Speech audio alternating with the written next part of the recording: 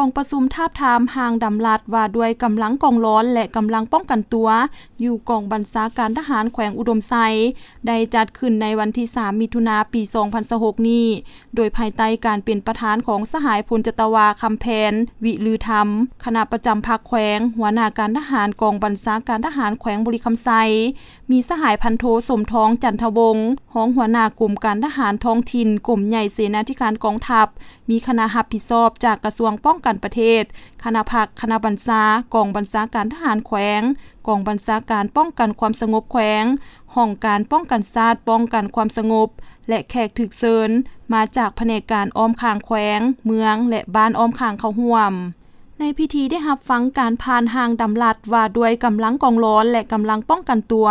ซึ่งประกอบมี9ภาค11หมวด68มาตราและคำถามเจาะจิ้ม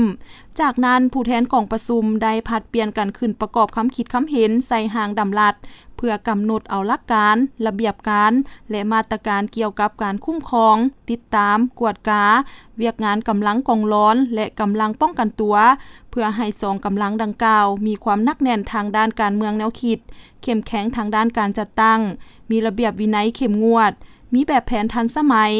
แนใส่เฮ็ดสำเร็จหน้าที่ในการเคลื่อนไหวเวียกงานป้องกันชาติป้องกันความสงบอยู่ภายในบ้านสำนักงานองค์การรัฐวิสาหกิจโรงจักรโรงงานที่เป็นของรัฐให้มีความสงบปลอดภัยและเป็นระเบียบเรียบร้อยประกอบส่วนเข้าในการปกปักรักษาและสร้างสาพัฒนาประเทศชาติตอนท้ายสหายประธานยังได้สรุปคืนและตีราคาสูงต่อการประกอบคำคิดคำเห็น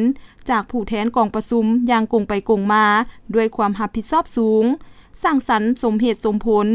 เฮ็ดให้กองประชุมทาบทามห่างดำลัดครั้งนี้เต็มไปด้วยความหมายความสำคัญและมีเนื้อในครบถ้วนสมบูรณ์ยิ่งขึ้น